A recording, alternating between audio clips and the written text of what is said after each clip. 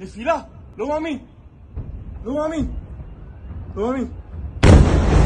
Setelah meluncurkan serangan besar-besaran, Iran memberikan peringatan kepada Israel. Mereka mengancam akan melakukan serangan dahsyat terhadap Israel jika IDF membalas serangan rudal Teheran. IRGC mengatakan serangan rudal ke Israel terakhir sesuai dengan Piagam Perserikatan Bangsa-Bangsa. Mereka beralasan serangan rudal tersebut dilakukan setelah periode penahanan diri, menyusul serangan terhadap kedaulatan Iran merujuk pada pembunuhan pemimpin Hamas Ismail Haniyeh di Tehran pada akhir Juli lalu.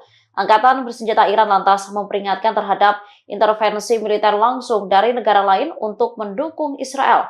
Dikatakannya akan ada konsekuensi besar apabila ada pihak lain yang terlibat.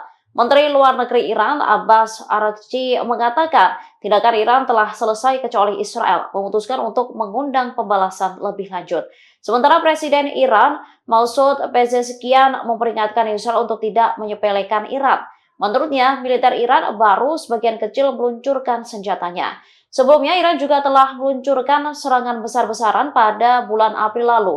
Setidaknya ada 300 rudal yang diluncurkan dan menyasar wilayah-wilayah Zionis. Download Tribun X sekarang, menghadirkan lokal menjadi Indonesia.